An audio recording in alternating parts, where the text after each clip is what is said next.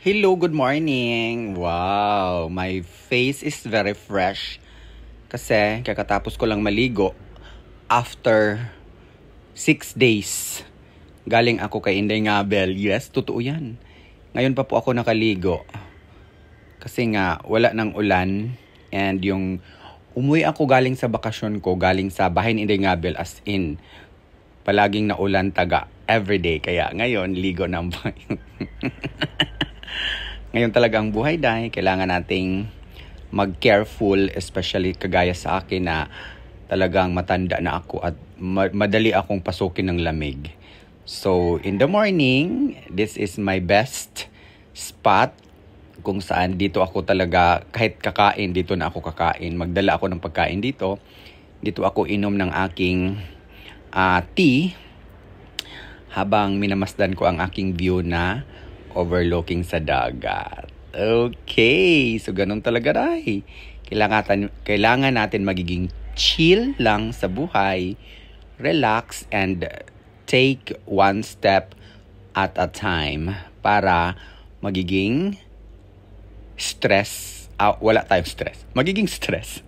Okay, so ayan. Itutour ko muna kayo sa aming bahay. Wala pa kaming 1 month dito, no? So, ito na yung mga kaganapan. So, yung front yard namin, nagiging plain na. Yung mga aso na pinapakain namin, 3 yan. At mababait din na aso na yan. And then, this is our front view sa simpleng bahay namin. Courtesy of Ate Ems. Gusto ko talaga makikita ng mga manok. Yan yung mga manok na yan, mga mababait yan. And then, ayan yung mother ko ay opening the door. That's the main door. Nagwalis pala si mother. Habang ako ay nag-video lang. So, since ilang araw na ulan, kasi nga may low pressure, yung lupa dito talagang tawag doon, pilit. Ano yung Tagalog sa pilit? So, ang ilalim pala ng bahay namin, ginawa ko munang stock room. Kasi nga, yun gagawin ko pala talagang stock room yung ilalim ng bahay. Hindi pa lang naayos kasi inuuna ko yung pinaka-importante, yung hagdan sa baba. So okay lang yan dyan. Ganun naman talaga. Kailangan lang natin ipakita yung totoong kasi ako, totoo ako. Kahit hindi na-arrange yan, ipapakita ako talaga. Kasi ganun yung katotohanan eh. Diba? Oo, ganun ang katotohanan. So ayan, maputik yan. Yung putik dito ay sobrang parang very thick tawag doon sa Tagalog. So ayan, welcome to the main door of our house. So may mga changes, 'di ba? Ano yung nakita niyo? Meron ba kayong na-notice? 'Di ba may mga flower diyan? Yung pumunta ako kay Inday Ngabel, meron kaming pinuntahan na isang department store. Nakabili ako ng flower na yan. So, yan. Pinalagyan ko na ni Leo ng kortina. Kasi nga, meron ako mga kortina na hindi ko nagamit doon sa dati kong bahay. Kaya nilagay ko. So, this is the main door. Balik tayo sa view.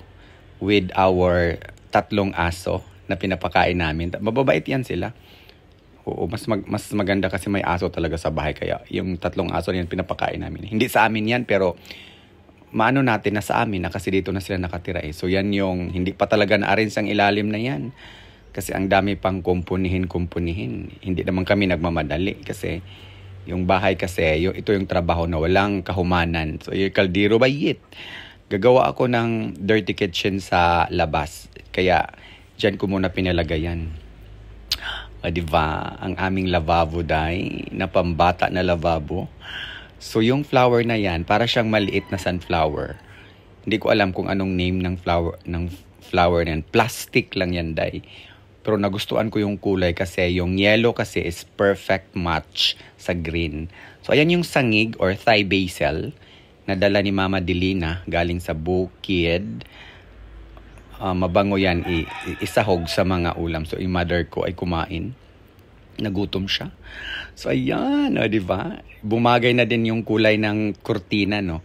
So, balik tayo sa one of the best view. So, akyat na tayo, day, sa aming kwarto. Diba? Maliit lang talaga. So, yung mother ko kumain, day. Nagutom si mother. So may alcohol dyan na palaging naka-standby para pag pumasok sa room, mag-alcohol. So ayan, i-focus natin yung flower yellow. Ay, diba? Ganun lang. Alam niyo kung sinong naglagay dyan? Si Leo. Sabi ko, Dong, ito yung gagawin mo. Ilagay mo lang yan dyan. Tapos ikaw na ang bahala kung basta gusto ko lang plain. Ganun. Gusto ko lang is wala ng arco.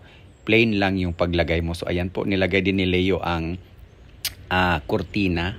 And that is the main door kung saan nagpagawa na ako ng screen sa main door. Next week, itaod or ilagay. So dito na tayo sa kwarto. Bayet. So, itong kwarto namin ay talagang hindi pa arrange, 'di ba? Oo, kasi nga yung totoo niyan, talagang yun nga hindi kami nagmamadali at hindi pa ako nakabili ng paglagyan ng mga damit namin. Oo, so kaya diyan ko muna pinalagayan, pero kahit hindi arrange yan, Day, mga ano naman yan, mga tawag doon, mga magagandang damit yan, magaganda. So ayan, di ba ang cortina, Day? Magaling din akong mag-copier ng cortina. Ayan, flower yan. And then, yung lagayan ng yan yung inano ko yan, tinuro ko. Yan yung binili namin ni Inday Ngabel doon sa maliit na department store. Sinamahan ako ni Inday Ngabel para sabi ko, Day, bili tayo ng lagayan ng cortina, Day. Inday Ngabel naman, alam naman talaga natin na sobrang bait, on the go always. So, yan yung aking bed, kung saan hindi ako dyan natutulog. Ang natutulog dyan si mother. Dyan ako sa sahig natulog. So yung nakita niyong plastic na white, yan pa yung mga dumi kong damit. Galing kay Inday Ngabel. Hindi pa napalabhan kasi nga palaging umulan dito. So yun yung aming bigas na mais, na hindi siya corn rice, kundi corn grits. So yan yung kinakain namin. Yan yung harvest ni Nonoy Turoy sa bukid. Siyempre, humingi na rin kami para hindi na kami bibili. So, mais yung kanin namin, of course. Diba? So, yun yung nakatiwangwang yan para sisingaw yung hindi siya mabubuot ba? Kasi kung mabubuot kasi, aamagin. Diba? Yung kulay ng kurtina na bagay sa green, diba? So, yan po yung mga gamit ni Mother at ni Mama Delina. Yun nga, bibili pa ako ng plastic para doon ilagay yan sa plastic. Or yung parang baul ba? Yung parang anong tawag doon? Basta baul yun, or sa Bisaya, kaban. So ito yung door papunta sa aking maliit na veranda. I-open natin in 3, 2, 1. Open sesame. Diba? Dito ako umuupo palagi. Morning hanggang hapon. Dito din ako natutulog. That's the view. Dagat, yung garden namin. Ayan yung mother ko, sinegregate niya yung plastic kasi yung mga plastic, yung hindi nabubulok ay talagang itatapon namin yan sa yung tamang tapunan kasi may sasakyan dito na magkokolekta ng mga basura. So, yun lang, yung tatlong aso dahil, ayan, close na close si mother. Close na close kang mother yung tatlong aso kasi si mother yung nagpapakain yan. So, yung mga plastic na yan, yung mga, especially plastic, yung mga hindi mabubulok ay talagang itatapon namin yung mga maayos. Kasi nga, kukolektahin niya ng sasakyan. May araw dito na magkukolekta ng mga basura. So, ayan si Mama Delina, maaga din siyang nag-garden. Kasi talagang magaling si Mama Delina ng mag-garden. Kaya talagang siya yung kinuha ko na katuwang namin. Kasi hindi magiging, hindi magiging ganun yan kalinis yung garden namin kung hindi dahil kay Mama Delina. Kasi talagang itong lupa na to, ito yung tinatawag na pansil na talagang mabato. At si Mama Delina, yun yung lupa nila sa bukid. Kaya alam niya kung paano lilinisin. O, di ba? Malinis na talaga yan dahil. So yung mga nabubulok na mga basura namin, nilibing namin. Kasi pag ililibing yan, magiging organic fertilizer yan in the coming days. So yung mother ko, kasama yung mga manok, di ba? Ang ganda tingnan.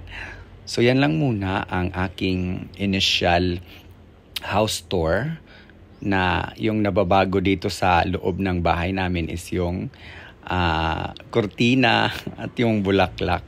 So sa susunod ay ipa-arrange ko na ito. Bibili na ako ng lagayan ng mga damit namin para mas maganda na siyang tingnan. So, ganoon, ipakita natin Hindi natin lilinisin, mag-video ganun. Hindi ako ganun. Kailangan kung ano yung totoo, totoong totoo. Okay? Thank you so much everyone. God bless and ingat. Bye!